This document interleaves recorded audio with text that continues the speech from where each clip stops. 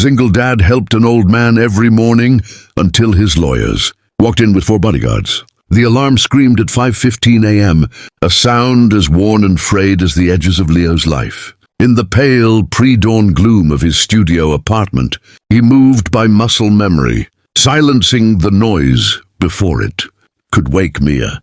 His 6-year-old daughter slept curled. On the pull-out couch, a nest of faded blankets surrounding her. At 28, Leo wore exhaustion like a second skin. His hands, calloused from his day job at a loading dock and night shifts driving a rideshare, gently brushed a strand of hair from Mia's forehead. She was the only miracle in a world of relentless arithmetic. Rent, daycare, medical bills for the asthma she'd inherited, the ghost of her mother who had left chasing an easier dream. Every day was a tightrope walk over a chasm of near disaster. His morning ritual was sacred.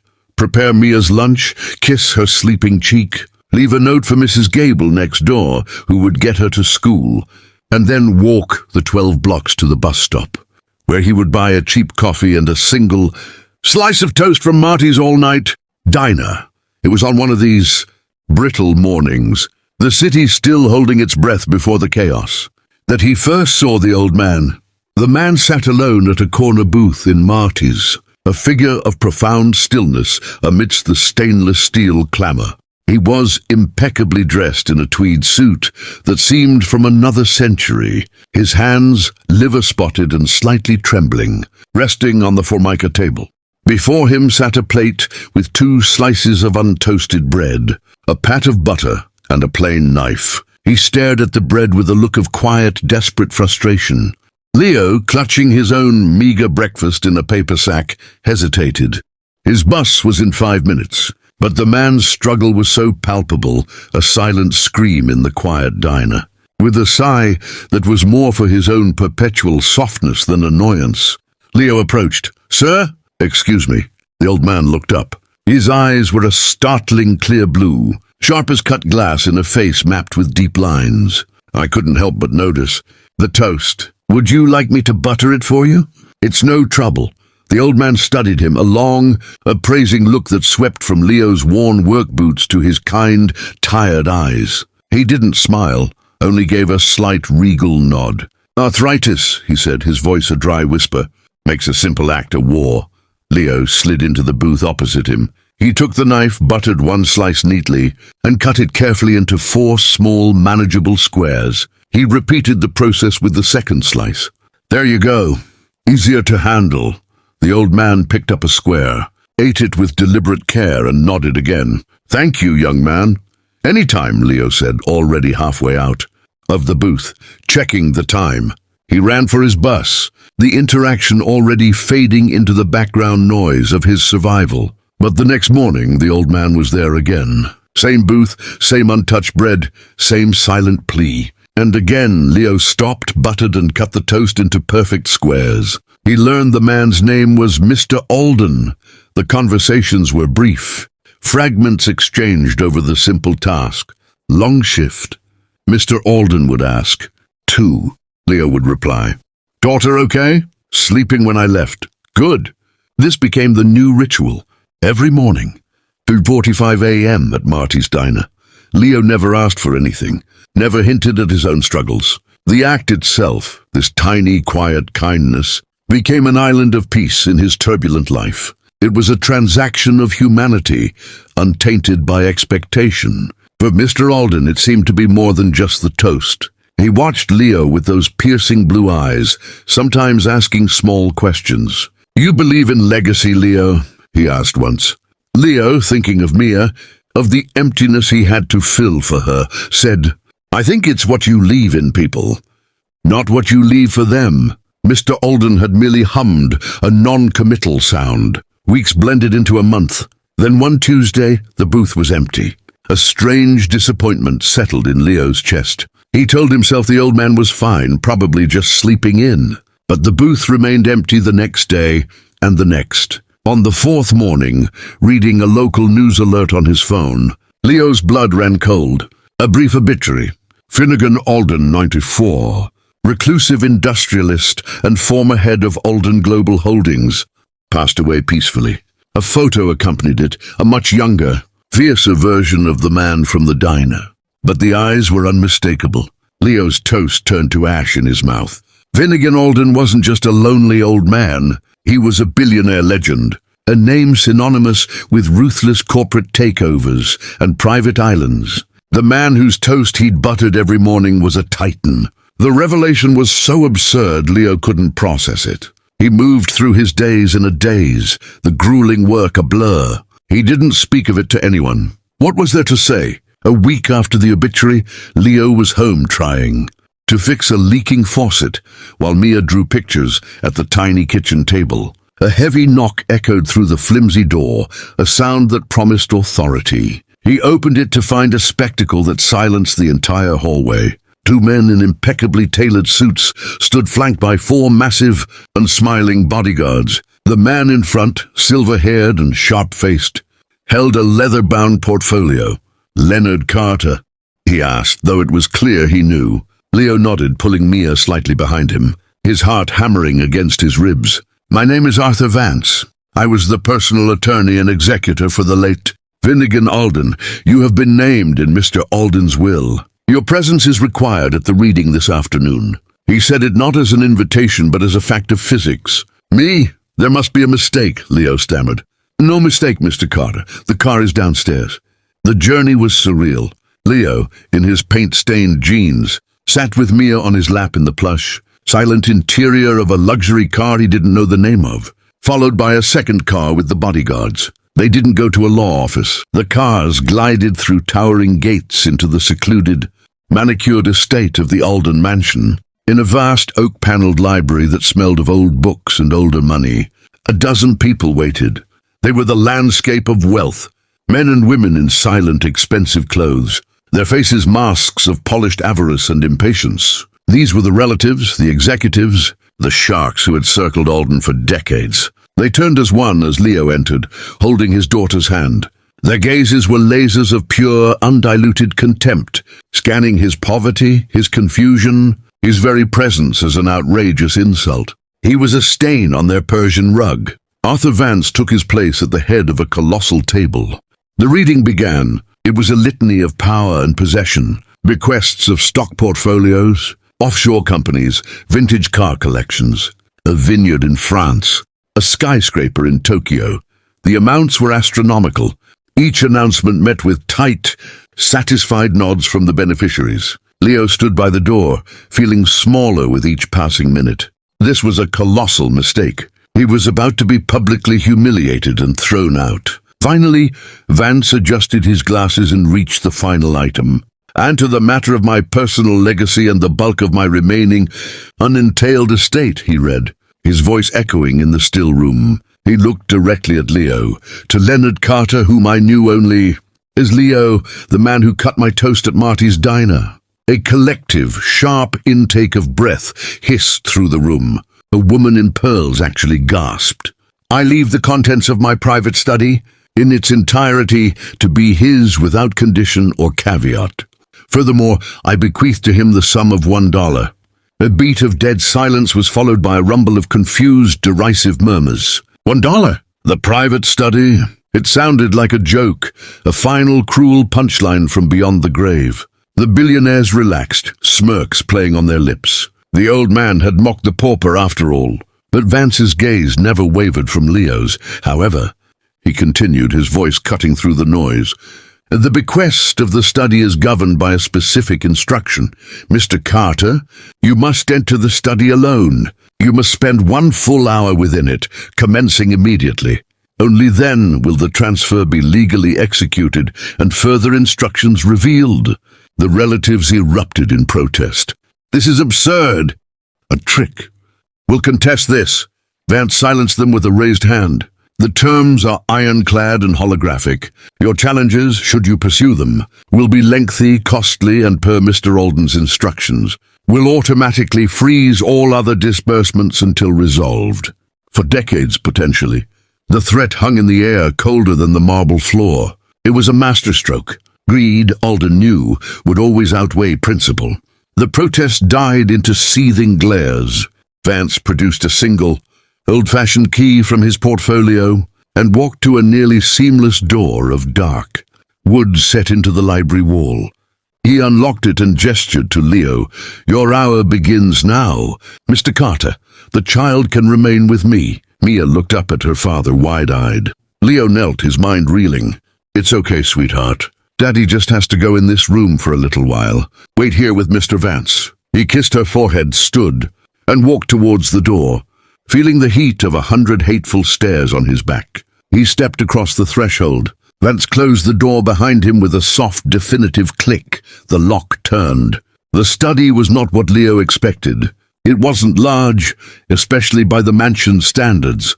It was a cocoon of warmth, lined floor to ceiling with books that looked read and reread, their spines cracked and friendly. There was a large, worn leather armchair by a cold fireplace, a simple, sturdy desk, and on the walls, not paintings of ancestors or abstract millions, but framed technical diagrams, schematics of machinery, and a few faded photographs of a younger Alden standing beside what looked like industrial turbines and construction sites. The air held a faint scent of pipe tobacco and paper.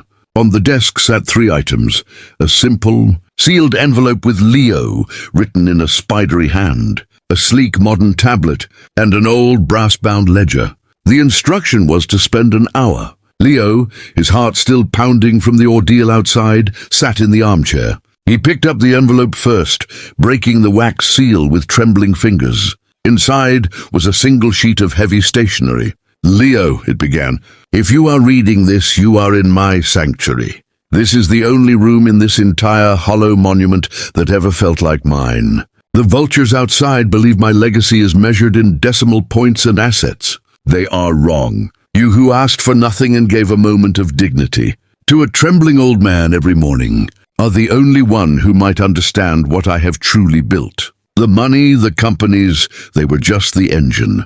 The real creation, my life's work, is documented in the ledger and the tablet. The ledger contains the first chapter, the tablet the present. Your hour is not a test of patience, but a gift of context.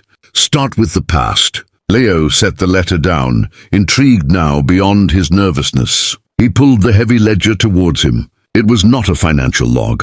The pages were filled with dense, meticulous handwriting. Finnegan, Alden's. It began in the 1950s. It was the story not of a tycoon, but of an engineer, an inventor. Page after page, detailed designs for water purification systems for arid regions, concepts for robust, low-cost solar arrays, blueprints for modular disaster-resistant housing. There were cost analyses, failed prototypes, small-scale test results from communities in Southeast Asia, Africa, South America. These weren't charity projects. They were innovations designed to be self-sustaining, scalable and profit-generating, but with the profit being measured in lifted communities, not stock dividends. Alden had founded Alden Global not just to make money, but to fund this parallel secret enterprise. Every ruthless deal, every controversial acquisition had, according to the ledger, funneled capital into what he called the foundation. But the ledger ended abruptly in the late 1980s. A final entry read, "The board has discovered the diversion of funds. They call it embezzlement. My own family calls it madness. To save the public company and avoid scandal, I've agreed to sequester the foundation. It will become a ghost, funded by a separate private trust they cannot touch. But it must go dark. My greatest fear is that it dies with me." Leo looked up, his breath caught. The lonely old man in the diner had been carrying this secret, this colossal hidden life. He picked up the tablet and pressed the power button. It awoke, requiring no password. The screen displayed a simple interface with one icon, the Foundation current status. He tapped it. A world map appeared, dotted with hundreds of glowing pins. Tapping a pin in Kenya brought up a live feed of a clean, bustling clinic powered by solar panels, with a submenu showing water purity metrics and local employment data. A pin in Chile showed a technical school teaching sustainable agriculture. One in Indonesia displayed a micro-manufacturing plant producing his water purification systems.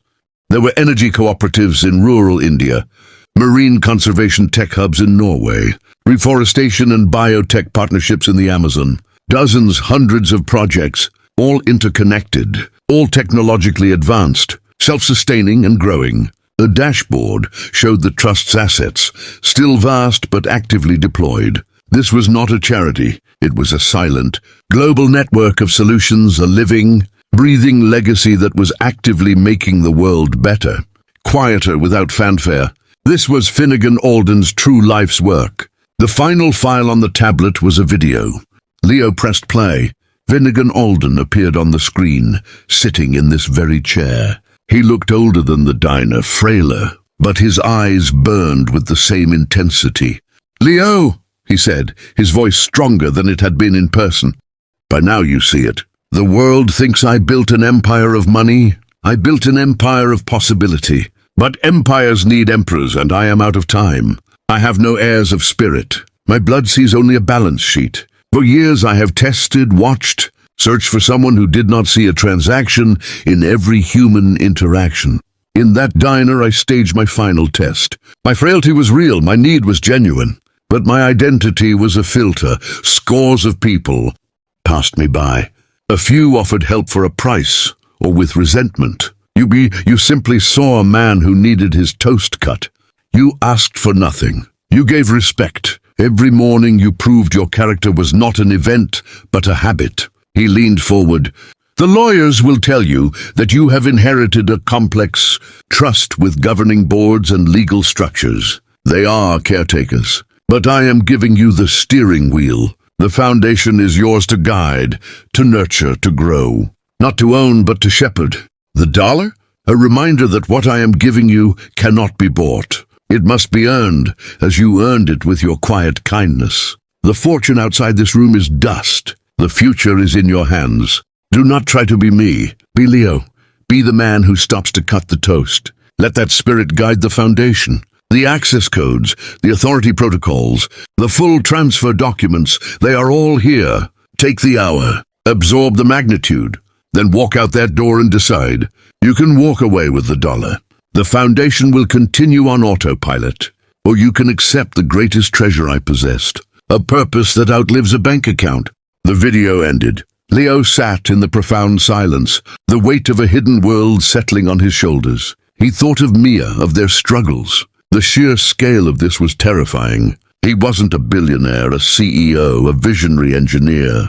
He was a tired single dad from a loading dock. But as he scrolled through the living map, saw the faces of people in those clinics and schools, he didn't see insurmountable complexity. He saw problems to be solved, people to be helped. He saw for the first time a horizon wider than the next bill. The hour was up. The lock clicked. The door opened. Arthur Vance stood there, the hungry eyes of the heirs burning behind him. The tablet was in Leo's hand, the ledger and letter on the desk. All sound in the library ceased as Leo emerged from the study. He looked different. The confusion was gone, replaced by a calm, settled awareness. He didn't look at the billionaires. He walked straight to Mia and picked her up, holding her close, grounding himself in her simple, real weight. Arthur Vance closed the study door and faced the room. The conditions have been met. The bequest to Leonard Carter is now legally executed and irrevocable. A man in a Savile Row suit, Alden's nephew, stepped forward, his face a mask of smug triumph. So, the peasant gets the dusty books and a dollar. A fitting end to the old fool's sentimentality. Now, about the real assets. Vance didn't smile. The real assets, as defined by the will, have been transferred.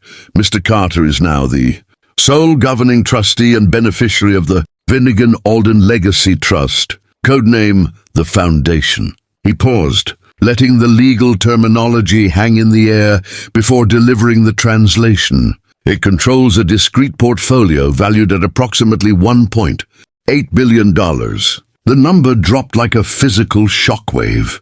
The smugness vaporized from the nephew's face, replaced by sputtering, apoplectic rage. A collective roar of denial and fury erupted. $1 billion? That's ours! You can't do this. We'll destroy you in court. Chaos erupted. Leo, holding Mia tighter, simply watched them. He saw not powerful people, but children throwing a tantrum over a toy they felt entitled to. Vance waited for the storm to subside slightly. As I stated, The will is ironclad, holographic, witnessed, the trust has been a separate legal entity for decades, entirely distinct from the Alden Global Holdings you are set to inherit. Your contestation would be against Mr. Carter's trust, and as per the clause, would freeze your own distributions indefinitely. The calculus of greed, laid bare by Alden, did its work. The fury did not abate, but it cooled into a seething, impotent glare. The fortune they could see and touch, the companies, the properties, was still vast. Risking it for a hidden trust they never knew existed was a bet even their avarice wouldn't take. They began to leave, shooting venomous looks at Leo, a man who had just become incomprehensibly wealthy by cutting toast. Soon, only Leo, Mia, and Arthur Vance remained in the cavernous library. Vance's stern demeanor softened a fraction. "Mr. Carter, Leo, Finnegan was my friend for 40 years. The foundation was his soul.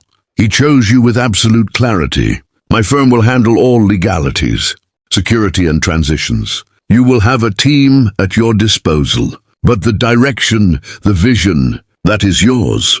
Leo looked down at the tablet in his hand, then at Mia, who was playing with his collar, oblivious.